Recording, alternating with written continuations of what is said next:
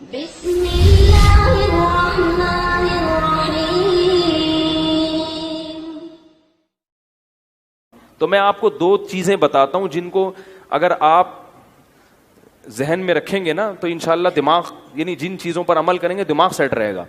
Number 1, نیند میں کبھی کمی نہ ہونے دو. بھائی نیند کیا کرنی ہے؟ ایسی کی تیسی جو مرضی کام اہم سے اہم رہ جائے, پہلے کیا ہے؟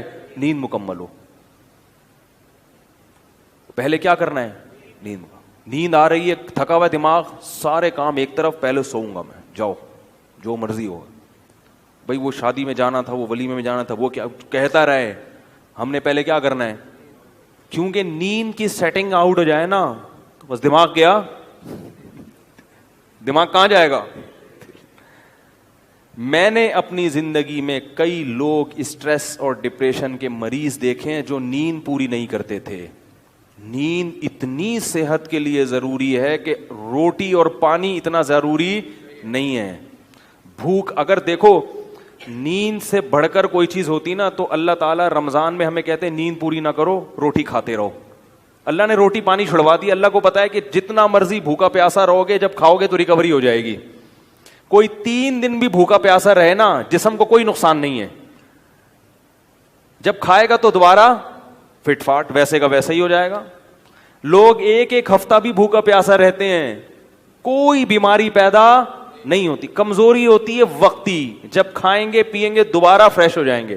اللہ کرے یہ بات کسی طرح دماغ میں اتر جائے, کیونکہ اس کا ہمارے دین سے بڑا گہرا تعلق ہے. آپ کا دماغ سیٹ نہیں ہوگا, آپ نہ اللہ کے حقوق ادا کرو گے نہ بندوں کے حقوق. کیونکہ جو آدمی ڈپریشن کا مریض ہوتا ہے نا, وہ گھر میں بھی چخ چخ پخ پخ لگا کے رکھتا ہے, خود بھی ڈپریشن میں آئے گا اور بیوی بچوں کو بھی ڈپریشن میں ڈال دے گا. بد اخلاق, نبی صلی اللہ علیہ وسلم نے کیا فرمایا؟ قیامت کے دن سب سے زیادہ میرے قریب وہ ہوگا جس کے اخلاق سب سے اچھے ہوں گے. تو اخلاق کے اچھے ہونے کے لیے چیمبر کا صحیح ہونا ضروری ہے. ٹھیک ہے نا. دیکھو بچوں کی نیند پوری نہیں ہوتی, کیسے چڑچڑے ہوئے ہوتے ہیں, خام خامے چیزیں اٹھا اٹھا کے پھینک رہے ہیں. اور جب بچہ رات کو اچھی طرح سو کے صبح اٹھتا ہے, کیسا خوشی خوشی پھر رہا ہوتا ہے, حالانکہ صبح کے وقت اس نے کوئی اخلاق پر بیان نہیں سنا ہوتا. جب اندر سے سیٹ ہوتا ہے نا انسان تو خود بخود خوش مزاج ہوتا ہے, وہ ہر چیز میں دل لگتا ہے اس کو. تو اخلاق تو دین کا بہت بڑا حصہ ہے نا. اللہ کی باتیں بھی سمجھ میں آئیں گی. اگر چیمبر ٹھیک نہیں ہے نا تو کوئی اگر کہے کہ بھائی اگر نماز چھوڑ دو گے تو اتنے 1000 سال جہنم میں جلنا پڑے گا, تو آپ پہلے ہی جل رہے ہو, دماغ خراب ہے. بولے یار یہ پتہ نہیں کون سی شریعت ہے یار, ایک تو جہنم میں جلنا پڑے گا یار. اندر سے نا یہ ایسی ایسی باتیں کرے گا, کیونکہ اندر سے ویسے ہی خوش نہیں ہے, اوپر سے جہنم کی وعیدیں, تو اور اسٹریس میں آ جاتا ہے وہ کہ یار یہ کیا ہوا یار, ایک نماز چھوڑنے میں اتنے یہ کیا ہوا یار. تو بجائے یعنی دین سے بھی دور ہوگا. تو پہلی چیز کیا ہو گئی؟ بولو بھائی, نیند. نیند پوری کرنے کا مطلب یہ نہیں ہے کہ پوستیوں کی طرح سویا کرو, یہ مطلب نہیں ہے. یہ کیا مطلب ہے وہ میں ابھی بتاتا ہوں. دوسری چیز کیا ہے؟ دوسری چیز ہے ٹینشن نہیں لینی. ٹینشن نہیں لینے کا مطلب یہ نہیں ہے کہ آپ کو کبھی ٹینشن ہوگی نہیں. ہے تو دنیا میں کوئی ایسا شخص ہے ہی نہیں جس کے سارے کام صحیح ہو رہے ہوں. اس پر تو ایک مستقل بیان ہے میرا کہ دنیا میں یعنی انسان جو ہے نا ڈپریشن کا علاج کیا ہے. تو میرے 3-4 بیانات ہیں, وہ آپ تفصیل سنیں. میں ابھی مختصر ایک بات بتا رہا ہوں کہ دیکھو دنیا میں ساری چاہتیں کسی کی بھی پوری نہیں ہوتی. یہ تو ہو ہی نہیں سکتا کہ آپ جو چاہیں وہ ہو جائے. لوگ وزیر اعظم بنتے ہیں, جیل میں چلے جاتے ہیں. حقیقت ہے یہ.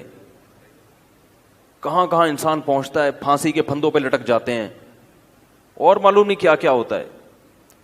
تو ساری چاہتیں نہیں پوری ہونے والی ہیں آپ کی. تو اب حل کیا ہے اس کا کہ بھائی ہر خواہش پوری کرو, یہ تو ہو نہیں سکتا. تو بھائی سمجھوتا کر لو. کیا خیال ہے؟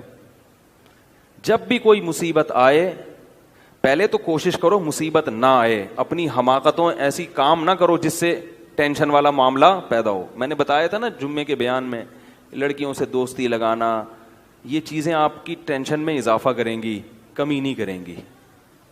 حقیقت ہے یہ. تو یہ چرس پی رہا ہے, چرسیوں میں اٹھ رہا بیٹھ رہا ہے, چرس پینے سے ٹینشن بڑھتی ہے, کم نہیں ہوتی, جب نہیں ملے گی تو پاگل ہوگا نا.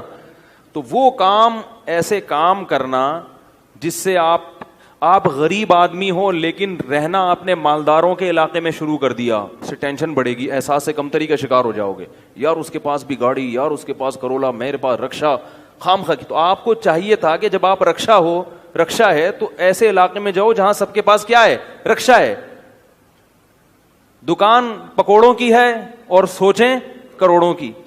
یہ خام خا میں لوگ ٹینشن میں آئے ہوئے ہیں.